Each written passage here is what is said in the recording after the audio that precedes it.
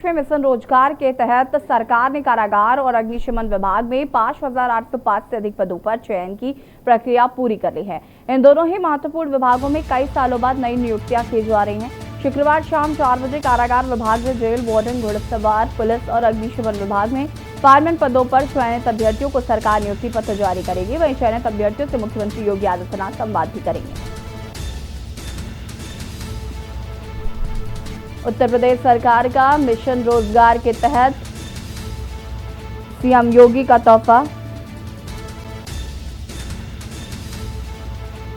5,805 अभ्यर्थियों को सरकारी नौकरी का तोहफा मिलेगा मुख्यमंत्री योगी आदित्यनाथ द्वारा। और आपको बता दें कि मुख्यमंत्री योगी आदित्यनाथ खुद संवाद भी करेंगे। मिशन रोजगार के तहत 5,805 अभ्यर्थियों को सरकारी नौकरी का तोहफा मिलेगा। और इसी खबर पर ज्यादा जानकारी के साथ हमारे संवाददाता भरत शेट्टी हमारे साथ लाइव जुड़ चुके हैं। भरत, आपसे जानना चाहेंगे, 5,805 अभ्यर्थियों को सरकारी नौकरी का तोहफा मुख्यमंत्री योगी आदित्यनाथ मिशन रोजगार के तहत देने वाले हैं। क्या कुछ पूरी जानकारी है इसको लेकर? क्या जो लोग जिनको क्योंकि चिन्हित भी किया गया है उनसे मुख्यमंत्री खुद संवाद भी करेंगे, और कब ये तोहफा दिया जाएगा, इसको लेकर क्या कुछ जानकारी है? देखिए, बिल्कुल आपको बता दें कि सीएम योगी आदित्यनाथ जो है, जो जेल वार्डन, घुड़सवार, पुलिस और अग्निशमन विभाग में फायरमैनों में जो आज जो अभ्यर्थियों की नियुक्ति पूरी कर ली गई है, आज तो हो सकता है उनको नियुक्ति पत्र भी सौंप दिया जाए। जिस तरीके से सरकार लगातार प्रयासरत है कि सरकारी बेरोजगारों को नौकरी मिले और लगातार जो सक्षम है उनको नौकरी दी जाए। इस कड़ी में लगभग 4 सालों में, पिछले 4 सालों की बात किया तो 4 लाख से अधिक जो रोजगार है उनको सरकारी नौकरी मिल चुकी है। आपको बता दें कि अग्निशमन विभाग में 5,805 से अधिक पदों पर चयन की प्रक्रिया जो है पूरी कर ली गई है। जो आप बता दें कि जेल वार्डन, फायरमैन और घुड़सवार, इनमें काफी इस विभाग में काफी समय से अभी कोई नियुक्ति नहीं हुई थी, लेकिन सीएम योगी आदित्यनाथ ने लगातार ये प्रयास किया कि बीजेपी सरकार ने कि जो बेरोजगार है उनको उत्तर प्रदेश में नौकरी दी जाए। इसके तहत मिशन रोजगार चलाया था और लगातार जो कुछ विभाग हैं जो जिनकी प्रक्रिया अभी पूरी नहीं हुई, जो अभी रुके हुए हैं, उनको भी लगातार प्रयास किया जा रहा है कि सरकार के द्वारा उसकी प्रक्रिया पूरी की जाए। और जो बेरोजगार जो अभ्यर्थी जिन्होंने जो फॉर्म भरे हैं, फिल किए हैं, जो एग्जाम दिए हैं, उनकी भी प्रक्रिया लगभग पूरी करके उनको भी रोजगार दिया जाए। प्रदेश सरकार लगातार प्रयास कर रही है कि जितने भी बेरोजगार उनको नौकरी मिले। अब सरकार 2022 का चुनाव भी इसलिए महत्वपूर्ण एक माना जा रहा है, क्योंकि हमेशा सवाल उठते आए कि रोजगार नहीं दे रही बीजेपी सरकार, लेकिन अब बात करें 4 साल में 4 लाख से अधिक लोग रोजगार हो चुके बीजेपी गवर्नमेंट ने। जी बिल्कुल भरत, जिस तरीके से मुख्यमंत्री योगी आदित्यनाथ द्वारा लगातार इस तरीके के कदम उठाए जा रहे हैं, क्योंकि जो लोग रोजगार हैं उनको कैसे रोजगार देना, इसको लेकर उनके द्वारा लगातार प्रयास किए जा रहे हैं, और वो कहीं ना कहीं आम जनता के लिए काफी फायदेमंद साबित हो रहा है। क्योंकि जिस तरीके से हमने देखा कि कोरोना काल में कितने लोगों के रोजगार छिन गए हैं, लोगों की सैलरीज में कटौती हो रही है, रोजी रोटी का संकट तक खड़ा हो गया है। तो ऐसे में ये एक बड़ा तोहफा है, और 5,805 अभ्यर्थी जो है उनको सरकारी नौकरी का तोहफा दिया जा रहा है। बाकी क्या आगे इस तरीके का कुछ और भी हम आगे देख सकते हैं कि और लोगों को नौकरियां मिलेंगी? देखिए, बिल्कुल पुलिस प्रक्रिया जो है वो भी चल रही है। जो एसआई और पुलिस भर्ती के लोग हैं वो भी लगातार प्रक्रिया चल रही है। हो सकता है उसकी भी जल्दी भर्ती शुरू हो जाए। और आपको साथ साथ बता दें, जो बेरोजगारों की आपने बात कही, लगातार जो कोरोना काल में पिछले 2 सालों से जो रोजगार हो गए हैं, सारी प्राइवेट नौकरियां भी लोगों की, अधिकतर लोगों की चली गई। लेकिन अब मुख्यमंत्री योगी आदित्यनाथ आगे आके तब यही प्रयास कर रहे हैं कि युवा जो है, जो बेरोजगार हो, उनको नौकरी मिले। वो सरकारी नौकरी ले लगातार प्रयास करें। जिन्होंने एग्जाम पेपर ऑलरेडी सब कुछ दे चुके हैं, उनको भी अब महत्वपूर्ण जिम्मेदारी दी जाए। और चाहे मेडिकल से रिलेटेड बात की जाए, चाहे डॉक्टर, चाहे वो नर्स स्टाफ, कोरोना काल में उसको भी देखते हुए लगातार उसका भी प्रयास है कि जितनी भी जो वैकेंसीज हैं अभी, उसको जल्द से जल्द उत्तर प्रदेश सरकार फिल करे। मेडिकल से रिलेटेड भी लगातार प्रयास किए जा रहे हैं। जिस तरीके से कोविड की तीसरी लहर आने वाली है, लगातार उसके आयास लगाए जा रहे हैं, कयास लगाए जा रहे हैं कि तीसरी लहर भी जल्दी आ सकती है। उसको लेकर लगातार मेडिकल स्ट्रीम को भी बढ़ाया जा रहा है। जी बिल्कुल भरत, मेडिकल की आपने बात की है। मेडिकल में भी जिस तरीके से हम देख रहे हैं कि जो ट्रेनी डॉक्टर्स थे, जो ट्रेनिंग कर रहे थे, उनको भी सैलरीज प्रोवाइड की जा रही हैं। मुख्यमंत्री योगी आदित्यनाथ उनको भी सैलरीज प्रोवाइड कर रहे हैं। उनको एज अ डॉक्टर जो है वो चिन्हित किया जा रहा है, क्योंकि जिस तरीके से हमने देखा था कि कोरोना काल की दूसरी लहर में डॉक्टर्स की कमी हमने देखी, बेड्स की कमी देखी, तो उन कमियों को कहीं ना कहीं धीरे धीरे मुख्यमंत्री योगी आदित्यनाथ दूर कर रहे हैं। साथ ही साथ बच्चों के लिए जो डॉक्टर्स लाने हैं, क्योंकि कहा जा रहा था संभावित की तीसरी लहर में बच्चों को ये ज्यादा इफेक्ट करेगा, तो इसको लेकर भी डॉक्टर्स की नियुक्ति की गई। तो लगातार मुख्यमंत्री जो हैं वो रोजगार लोगों को दे भी रहे हैं, साथ ही साथ लोगों को भी फायदा हो रहा है, आम जनमानस तक भी इसका फायदा पहुंच पा रहा है। जी बिल्कुल, जिस तरीके से बेरोजगारी की बात की, बेरोजगार लोग हो रहे थे और अब कोरोना की थर्ड वेव को देखते हुए मद्देनजर उसको डॉक्टर्स की टीम को भी अलर्ट कर दिया गया। खासकर बच्चों को लेकर इस पर विशेष ध्यान देने की बातें आ रही थी कि बच्चे इस पर हो सकता है हावी हो, लेकिन उसको लेकर भी कई प्रयास किए जा रहे हैं। जो चाइल्ड डॉक्टर्स है उनकी भी नियुक्ति की जा रही है और जो ट्रेनिंग एमबीबीएस में फाइनल ईयर कर रहे थे उनको भी चयनित कर लिया गया, वो भी नौकरी कर रहे हैं। वो अपने उनको भी जो सैलरी पैकेज सरकार दे रही है वो भी टाइम शेड्यूल के अकॉर्डिंग प्रोवाइड करवा रही है। उत्तर प्रदेश सरकार लगातार प्रयासरत है कि कोई अनहोनी ना हो पाए। और थर्ड वेव को देखते हुए लगातार प्रयास यही कर रही है कि हर एक काम टाइमली हो जाए। थर्ड वेव के आने से पहले सारी तैयारी के लिए, चाहे वो कोई भी वार्ड की बात की जाए, चाहे ऑक्सीजन की बात की जाए, लगातार प्रदेश सरकार मुख्यमंत्री योगी आदित्यनाथ फ्रंट में है और लगातार बैठकें भी कर रहे हैं टीम 9 के साथ कि कोई भी चूक ना हो जाए। जिस तरीके से 2000 लास्ट सेकंड बात की, जब सेकंड वेव की उसमें कई लोगों की जानें भी गई, मौतें भी हुई। एक लगातार अचानक से जो वेव आई मई जून में, जो कहर बर्बाद आई, वो उस तरीके की कोई भी लापरवाही नहीं बरतना चाहती इस प्रदेश सरकार। और सारे जिला अधिकारियों को निर्देश भी दे चुके हैं कि जितनी वैकेंसीज है उसको देखा जाए, जो भी प्रक्रिया उसको पूरा किया जाए, जिससे थर्ड वेव से बचा जा सके। जी भरत, बहुत बहुत शुक्रिया तमाम जानकारी देने के लिए। और जिस तरीके से आपने बताया कि यहाँ पर मुख्यमंत्री योगी आदित्यनाथ लगातार कोशिश कर रहे हैं कि लोगों को ज़्यादा से ज़्यादा रोजगार मिल सके और इसका फायदा भी आम जनमानस को हो रहा है। मिशन रोजगार को लेकर सीएम योगी का तोहफा। और आपको बता दें कि जिस तरीके से डॉक्टर्स को चिन्हित किया गया है, जो ट्रेनी डॉक्टर्स थे उनको भी लगातार उनको नौकरी पर रखा गया, उनको सैलरी प्रोवाइड की जा रही है। और अब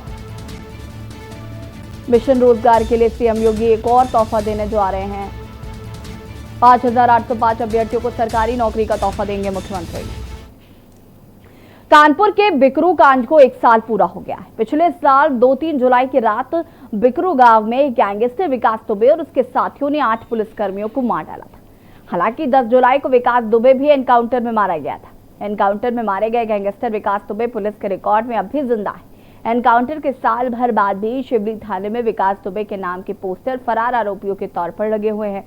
अब तक उसका डेथ सर्टिफिकेट भी नहीं बना है। वजह यह है कि पोस्टमार्टम के बाद लाश के साथ जो पर्ची लगी थी उस पर विकास दुबे के पिता का नाम गलत लिखा था और इसी आधार पर शमशान घाट से पर्ची मिलती है।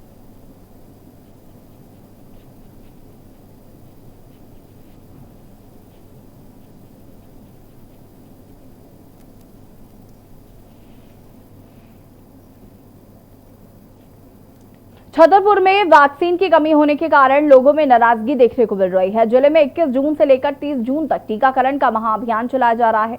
आपको बता दें कि दिनांक को जिले के 67 सेंटरों में 14,150 वैक्सीन लगाई गई, जिसको लेकर के न्यूज संवाददाता ने वैक्सीनेशन सेंटर पर लोगों की राय जानी। दिखाते आपको।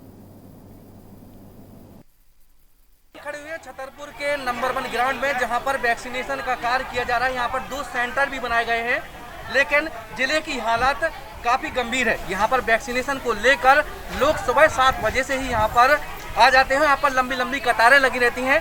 यहाँ पर ना तो सोशल डिस्टेंस का पालन किया जाता है, यहाँ पर कई लोग ऐसे भी हैं जो मास्क का उपयोग नहीं कर रहे हैं।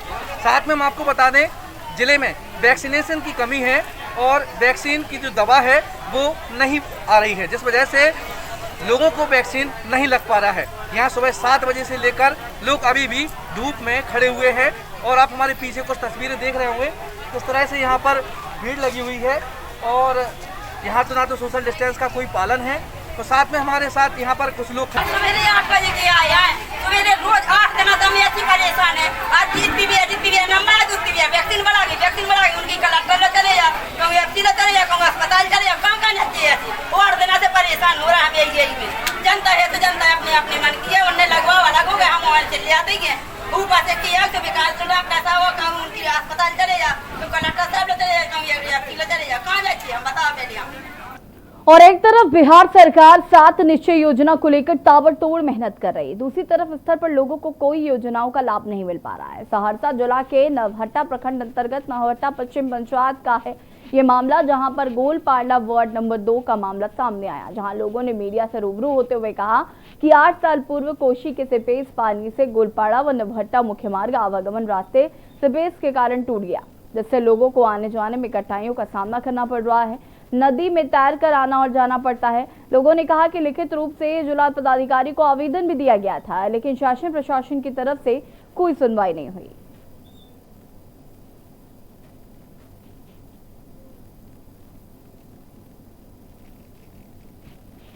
समस्या तो आपके वीडियो के माध्यम से पता चल रहा है सर कि नवहट्टा प्रखंड का जो मुख्यालय है वहाँ से ये सड़क बिल्कुल डायरेक्ट बाईपास है सर।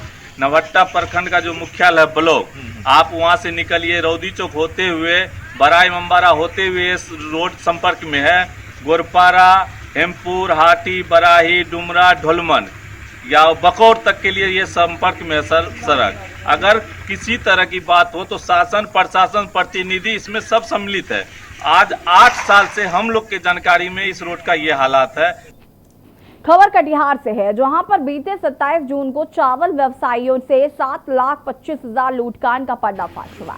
पुलिस अध्यायुक्त टीम के द्वारा अनुसंधान से लाइनर समेत 6 अपराधी गिरफ्तार किए गए। इसके साथ ही घटना में शामिल एक अपराधी फरार है। एसपी विकास कुमार ने कहा कि गिरफ्तार 6 अपराधियों ने नगर और मुफस्सिल थाना क्षेत्र के इलाकों में 3 लूटकांड में शामिल थे। ट्रक ड्राइवर को गोली मारकर 50,000 छीनने का प्रयास और बाइक सवार से 45,000 रुपए की रकम लूटी गई थी। अपराधी घटना से पूर्व ऑटो और रिक्शा चलाकर वारदात के लिए रेकी करते थे। पुलिस ने सीसीटीवी फुटेज के आधार पर सभी अपराधियों को चिन्हित कर और अन्य अपराधियों की फिरार की तलाश में छापेमारी की जा रही है।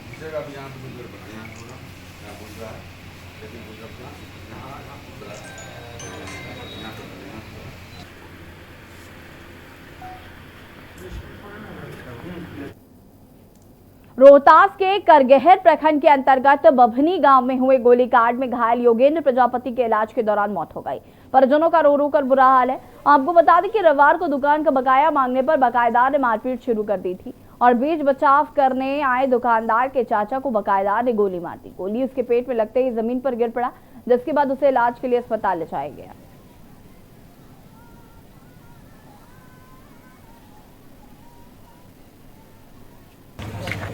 ये वाक़या तो ऐसे हुआ कि ये दो लोग अपने आपस में लड़ाई की तो हमारे द्वार पे आके और आपस में लड़ाई, और ये उसको देख के छुड़ाने के लिए गए और छुड़ाने के क्रम में झगड़ा झंझट सलटा दिए और एक आदमी ने आया जिसका नाम दिनेश सिंह बताया जाता है और वही आके उनको गोली मारी।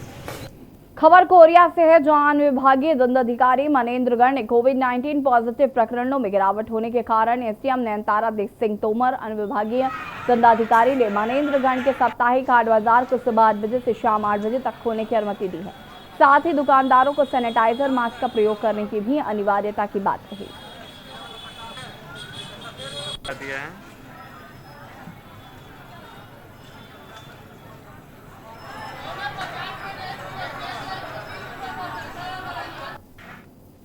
खबर छत्तीसगढ़